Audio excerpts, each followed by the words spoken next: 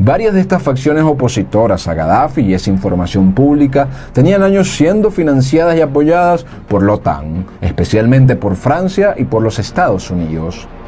Finalmente, en febrero del año 2011, estallan los levantamientos en Libia que condujeron a la guerra civil libia. Diferentes grupos opositores organizados en el llamado Consejo Nacional de Transición, junto con militares rebeldes, se sublevaron contra el régimen gadafista. El gobierno libio consigue dar importantes derrotas a los grupos armados insurgentes y consigue el apaciguamiento de las protestas organizadas en Trípoli. Varios líderes africanos instan a Gaddafi a sellar el conflicto intestino con la firma de un acuerdo de paz y el cumplimiento de compromisos por parte de su gobierno. Al final de ese mes, Gaddafi acepta la propuesta, pero el Consejo Nacional de los Rebeldes, una organización provisional que aglutinaba frágilmente a sectores de la oposición y que era respaldada por la OTAN, se negó por entero a firmar algún acuerdo que no tuviese por fin la destitución de Gaddafi de su cargo de líder nacional. Entre el recrudecimiento de la violencia y el aumento de la intensidad del asedio militar por parte de los rebeldes en la ciudad de Bengasi, el entonces presidente francés Nicolas Sarkozy instigó las hostilidades de Occidente contra el gobierno de Muammar Gaddafi y motivó a la OTAN a realizar una intervención en Libia bajo el argumento de proteger a la población libia de un dictador. Previa campaña de propaganda en los medios de comunicación noticiosos, para el 19 de marzo ya era un hecho consumado la intromisión militar de ejércitos occidentales en el conflicto libio, empezando con ataques aéreos por parte de Francia, Reino Unido y Estados Unidos sobre bases militares y puntos estratégicos del ejército libio. Figuras occidentales como el entonces presidente italiano Silvio Berlusconi se opusieron a la intervención militar afirmando: tenía las manos atadas por el voto del Parlamento de mi país, pero estaba y estoy en contra de esta intervención que terminará de una manera que nadie sabe. Esto no ha sido un levantamiento popular porque Gaddafi era querido por su gente, como pude comprobar cuando fui a Libia. La invasión de la OTAN a Libia sería luego calificada por múltiples personalidades y organismos como desmedida e inútil, por tanto, antes que la paz, trajo más conflicto por los siguientes años.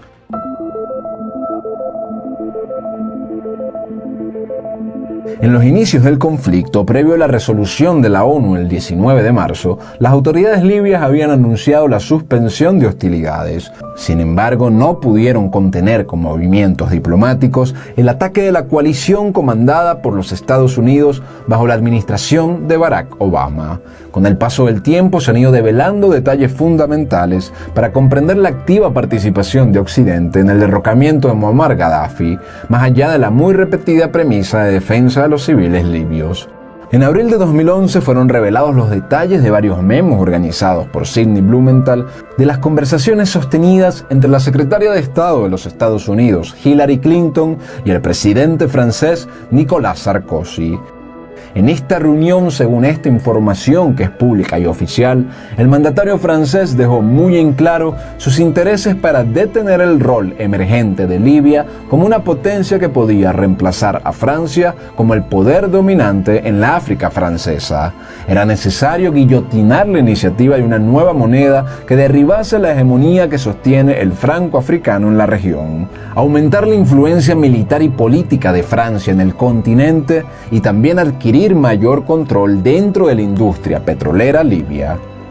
Francia fue el país de la coalición occidental que más invirtió en esta guerra, hasta 320 millones de euros. Tal era la importancia de esta operación que para septiembre del mismo año, gracias a la cooperación de agentes libios afines a Francia, el gobierno de Sarkozy pudo otorgar el 35% de la participación de la industria petrolera libia a las altas esferas de la finanza francesa.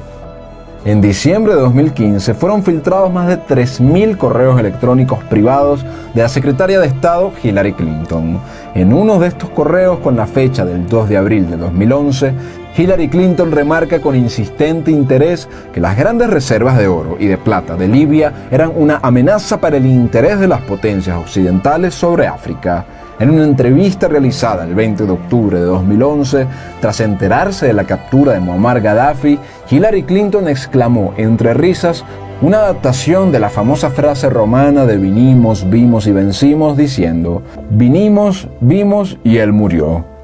Por su parte, Sidney Blumenthal advierte a Hillary Clinton en estos memos sobre los posibles peligros de una Libia post-Gaddafi, pues había una creciente influencia de grupos radicales islámicos tomando relevancia dentro del Consejo Nacional de Transición, grupos islámicos como Al-Qaeda. Blumenthal afirmó: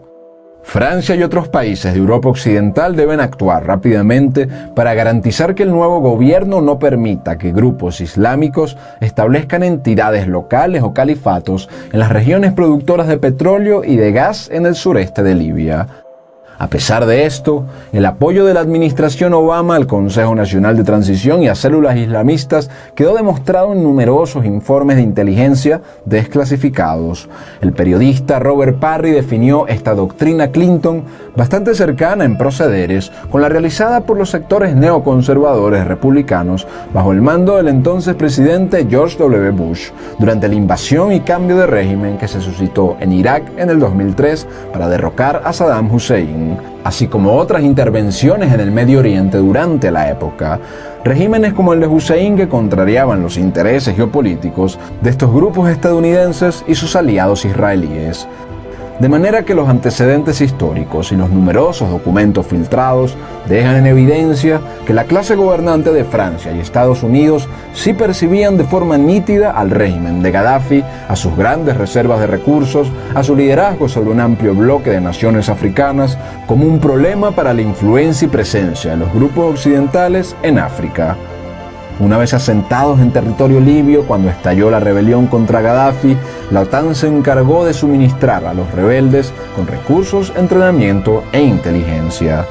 La Fuerza Aérea Británica y Francesa trabajó en conjunto para bombardear la infraestructura militar, industrial y agrícola del país, mientras que también perseguían desde el aire a Gaddafi y a sus funcionarios cercanos, quienes intentaban liderar la lucha contra los rebeldes. Finalmente, un dron estadounidense destruye el vehículo desde donde se trasladaba Gaddafi y su hijo. Luego de esto, agentes de inteligencia también estadounidenses entregan a los rebeldes la ubicación del líder libio para que fuese luego capturado y linchado hasta su muerte por estos mismos insurgentes, dando fin a los más de 40 años de estabilidad que Libia había experimentado luego de mucho tiempo siendo colonia y muchos años siendo centro de luchas tribales. Tras su muerte, Libia se hundiría en un profundo conflicto civil entre facciones de toda clase de ideologías y religiones que todavía sigue teniendo profundas repercusiones en África y en Europa hasta nuestros días.